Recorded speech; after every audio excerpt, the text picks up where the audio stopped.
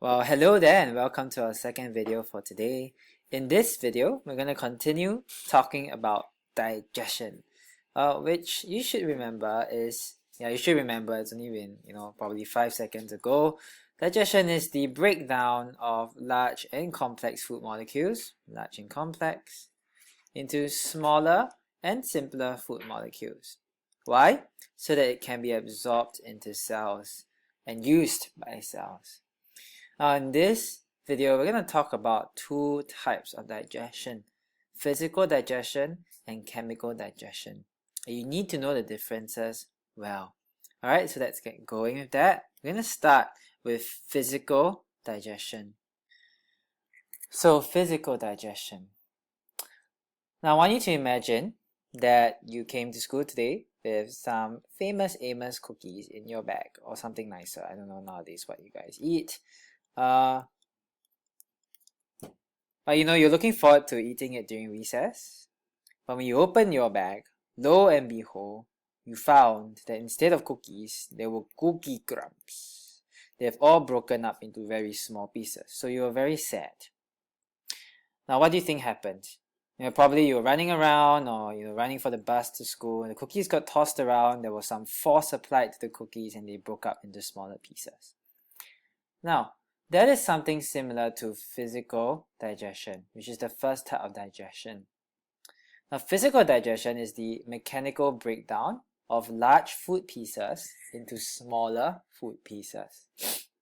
Now, the word mechanical just means that it requires force, right? Requires force. For example, another example of mechanical breakdown would be if I put these cookies into a Ziploc bag, right? And then I smash it up with a hard object like a spoon or something. Smash, smash, smash, and it becomes small pieces. Some of you might have done that before when you're making cake or the cake base. Now, an example of physical digestion is a large piece of starch becoming smaller pieces of starch. Notice something. It is large becoming small. Second thing to notice is at the start it was starch, and after you digest it, after you break it down, it is still starch. Okay, there's no change in the type of substance here. Okay, it's just a large piece of starch becoming smaller pieces of starch. So that's physical digestion. And here's a cookie that has been broken up. Now the example of physical digestion that may immediately come to your mind is in your mouth. In your teeth, when you smile yourself in the mirror and you see these very nice white teeth, hopefully you brush your teeth. Now teeth, of course, carry out physical digestion in our mouth through the process of chewing, right? Now when we chew our food, we are actually breaking up our food from large pieces to smaller pieces. And there's a reason for that. We will take a look at that in the next slide. Now the other example of physical digestion that may not come immediately to your mind because you don't see it, is actually happens in your stomach. And look at this moving image here. What do you see? This is the stomach, of course. It seems to be contracting and relaxing, and this process is actually called churning, right? Now the churning of the stomach is also physical digestion. Imagine the food is all found in the stomach, and the stomach contracts and contracts and breaks the pieces of food up from larger pieces into smaller pieces. So why is physical digestion important? Why physical digestion? Why do we need to break down food from large pieces to smaller pieces? Well, you might already know the answer, but here's how to explain it in a scientific way. Now we break down food from large pieces to smaller pieces in order to increase the surface area of the food. Alright, if you want to say more accurately, to increase the surface area to volume ratio of the food so that later on, enzymes which are found in your digestive juices like your saliva, right, enzymes can digest and work on the food faster. Now, to give an example, imagine that you and your friends are having a sleepover. I don't know how many of you guys do that sort of thing. And you know, sleepovers, you always like to order very unhealthy food. So you order a pizza, right? So whatever pizza, I don't know what's your favorite flavor of pizza. Just gonna put some pepperoni. Okay, or maybe you like Hawaiian. But this pizza comes delivered to your house, and oh no, the pizza man forgot to cut up the pizza into pieces, so it comes in one big piece. Now, what would be the fastest way for you to eat the pizza with your friends? Would it be for all of y'all to hold the pizza up together and start eating it on the edges with your mouth together? So you're eating and nibbling it on the edge together all at the same time. Firstly, that would be very inefficient, right? Because you can only eat it from the edge. Secondly, you might say that it's very gross, and it is most definitely very gross. So how would you do it better? How will you eat this pizza up more efficiently? Well, you would cut it up, right, into pieces. Now you see, by cutting up the pizza into pieces, you are actually increasing the surface area to volume ratio of the pizza. What do I mean? You see now, right, after cutting the pizza up, instead of just biting the pizza on the edges, I can now bite the pizza on the inner parts, right? All these parts that were cut up. Now I can sink my teeth into these parts of the pizza. Now in the same way, when you do physical digestion, it increases the surface area of the food so that enzymes can act on or digest the food faster. Okay, so that's the main point of physical digestion. Now, the second characteristic of physical digestion is that it does not involve a change in substance. Right, we already saw this. From a large piece of starch, right, it became a smaller piece of starch. Okay, after I chew, it is still starch. Right, it has not changed to anything else. It's just smaller. Right, so there's no change in the type of substance. Now, finally, physical digestion does not involve enzymes. Okay, we're going to look at that in just a while, what an enzyme is. But whenever you see physical digestion, you need to know that it does not involve enzymes. Now, let's move on to our second type of digestion, and that's chemical digestion. Now, chemical digestion will sound familiar to you as you read the definition. Chemical digestion is the breakdown of large and complex food molecules into smaller and simpler food molecules that can be absorbed. Right? We just talked about this large and complex to small and simple food molecules in the last video.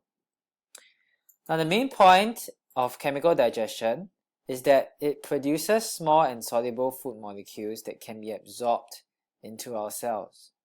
So here's an example. Here's starch. Now, starch is a large and complex food molecule. Hopefully, you remember that it is a carbohydrate. So it's a large and complex carbohydrate which cannot be absorbed into our cells, right? Because it cannot go through the cell membrane. But what we can do is we can digest it chemically, right? So we break down starch into something simpler, which is maltose. Right? Maltose is only made up of 2 units of glucose. And we can further break down maltose, imagine by breaking this link between the glucose, to make it into glucose. So now, in this state, a small and simple and soluble food molecule, it can be absorbed into our cells. So that's the point of chemical digestion. Now, here are the properties of chemical digestion. Now, chemical digestion always involves a change in substance. So for example, starch, after you digest it chemically, so let's put this as chemical digestion.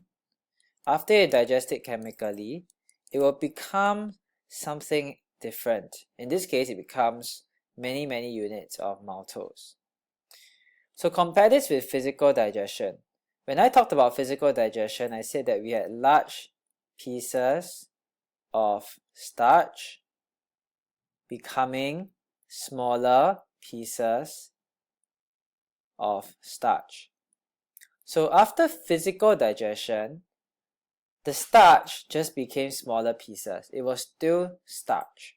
But when you chemically digest starch, it becomes something else, in this case maltose. And when you chemically digest maltose, it will become something else, something simpler, something smaller, which in this case is glucose. Now, the second thing you need to know is that chemical digestion always involves enzymes. So for example, to break down starch to maltose, I need a certain enzyme. To break down maltose to glucose, I need some enzymes.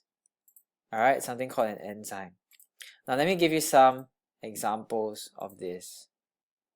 So let's start with the example of starch. Now starch is chemically digested or broken down into maltose. And this involves an enzyme called amylase. So amylase, the enzyme, breaks down starch to maltose.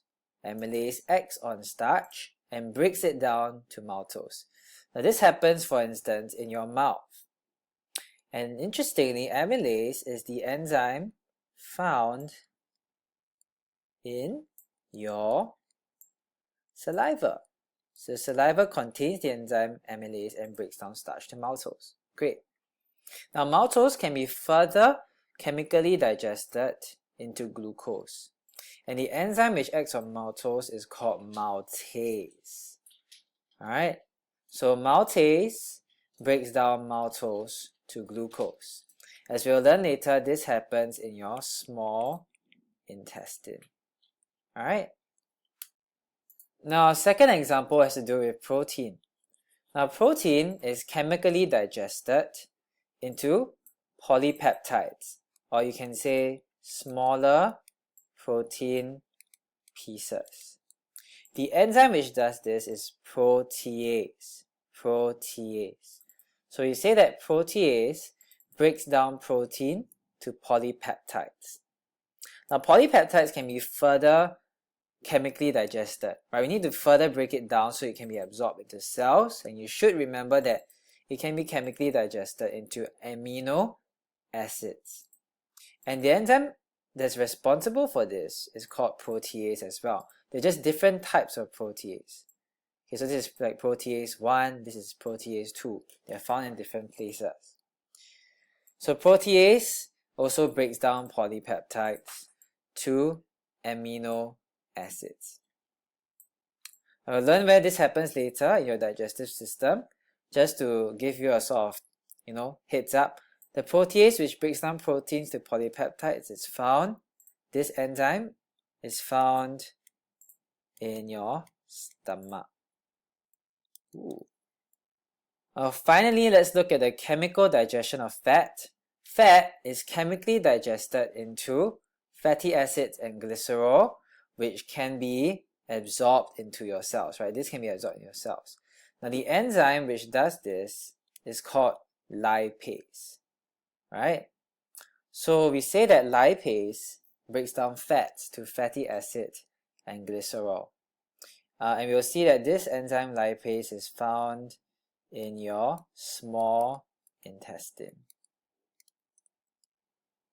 So notice again that chemical digestion always involves enzymes, and it involves a change in substance, right? So from fat, it became something else, fatty acids and glycerol, right? Now to end off, I'm going to talk about this question. Do all nutrients need to be digested to be absorbed into your cells, to be absorbed? I want you to think about that for a while, and we'll come back to it in the next video. Okay, so think about it. Do all nutrients need to be digested?